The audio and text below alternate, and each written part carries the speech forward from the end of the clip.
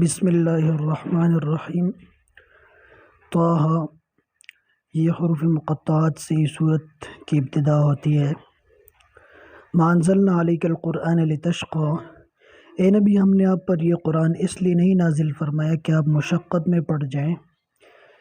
الا تذکرۃ لمن یخشیٰ، بلکہ یہ تو ایک نصیحت ہے اس کے لیے جو اللہ سے ڈرتا ہے۔ یعنی ہم نے آپ پر یہ قرآن اس لیے نہیں نازل فرمایا کہ اس کے احکامات کی وجہ سے آپ مشقت میں پڑ جائیں، بلکہ یہ تو لوگوں کے لیے نصیحت ہے۔ اگر لوگ اس کو غور سے سنیں اور اس میں غور و تدبر کریں تو ان کو اس سے نصیحت مل سکتی ہے۔ تنزیلا ممن خلق الارض والسماوات العلی، اس آیت کے اندر ان لوگوں کے اعتراض کا جواب دیا گیا ہے جو کہتے تھے کہ قرآن نبی صلی اللہ علیہ وسلم کا اپنا بنایا ہوا ہے۔ تو اللہ تعالیٰ نے فرمایا کہ یہ تو اس اللہ کی طرف سے نازل فرمایا گیا ہے جس نے زمینوں اور بلند آسمانوں کو پیدا فرمایا۔ الرحمن علی العرش استویٰ، اللہ کی ذات بڑی مہربان اور عرش پر اپنے شان کے لائق جلوہ فرما ہے۔ لہ ما فی السماوات وما فی الارض وما بینہما، اللہ تعالیٰ کے لیے ہی ہے جو کچھ آسمانوں میں ہے اور جو مخلوقات زمین میں ہے اور جو کچھ ان کے درمیان میں ہے، چرند پرند وغیرہ، اور جو چیزیں انتہائی گہرائی میں ہیں تو ان سب کا مالک اللہ ہی ہے۔ ان سب چیزوں کو اللہ ہی نے پیدا کیا ہے۔ آگے فرمایا کہ اللہ تعالیٰ انسانوں کے دلوں کے اندر پوشیدہ چیزوں کو بھی جانتا ہے، اور انسان جو بات زبان سے کہتا ہے اس کو بھی جانتا ہے، اور جو وہ دل کے اندر چھپاتا ہے یا وہ بات کو آہستہ آواز سے کرتا ہے یا اونچی آواز سے کرتا ہے، تو اللہ تعالیٰ ان ساری چیزوں سے واقف ہے۔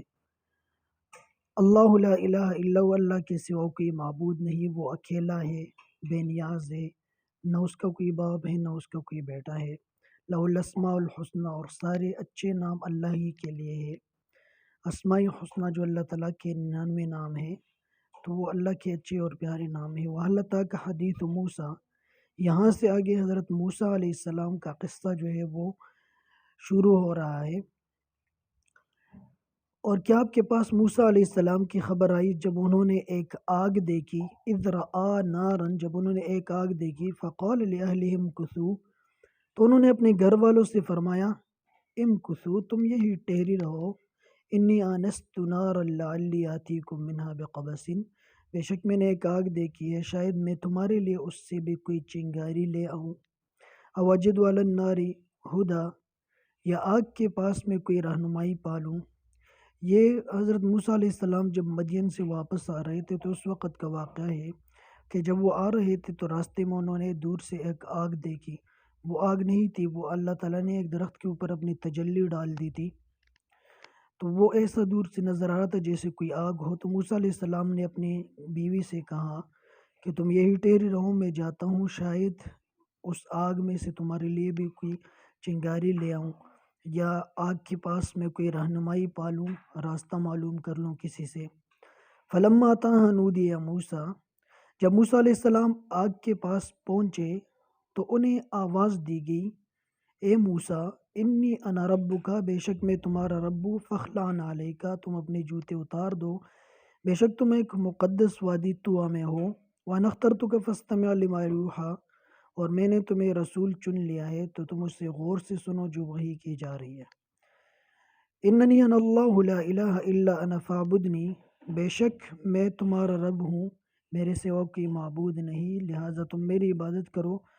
واقم الصلاۃ لذکری، اور میری یاد کے لیے نماز قائم کرو۔ ان الساعۃ آتیۃ اکاد اخفیہا، تو اللہ تعالیٰ نے فرمایا کہ بے شک قیامت آنے والی ہے، اکاد اخفیہا، میں چاہتا ہوں کہ اسے پوشیدہ رکھوں، لتجزی کل نفس بما تسعی، تاکہ ہر نفس کو اس کے کیے کا بدلہ دیا جائے۔ یعنی اس آیت کے اندر اللہ تعالیٰ نے فرمایا کہ موسیٰ علیہ السلام جب اس آگ کے پاس پہنچے، اس درخت کے پاس پہنچے جس کے اوپر اللہ نے تجلی ڈال دی تھی، تو وہاں اللہ تعالیٰ نے ان کو آواز دی کہ تم اپنے جوتے اتار دو، کیونکہ تم ایک مقدس وادی طویٰ میں ہو، طویٰ مقدس وادی میں ہو، اور میں نے تمہیں رسول بنا لیا ہے۔ اب جو تمہاری طرف وحی کیا جا رہا ہے تو تم اس کو غور سے سنو۔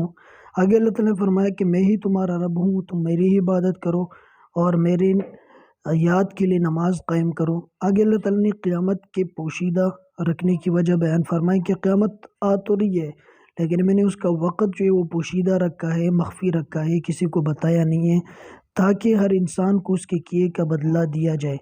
اگر انسان کو پتہ چل جائے اگر انسان کو پتہ چل جاتا کہ قیامت کب آنی ہے، تو پھر تو وہ اس وقت تک جو ہے وہ عیاشیاں کرتا رہتا، اور جب قیامت کے وقت قریب آتا تو پھر عبادت کرنے لگتا۔ تو اللہ تعالیٰ نے فرمایا کہ ایک آزمائش ہے کہ کون جو ہے عبادت کرتا ہے اور کون سرکشی کرتا ہے، اس لیے میں نے قیامت کو پوشیدہ رکھا ہوا ہے۔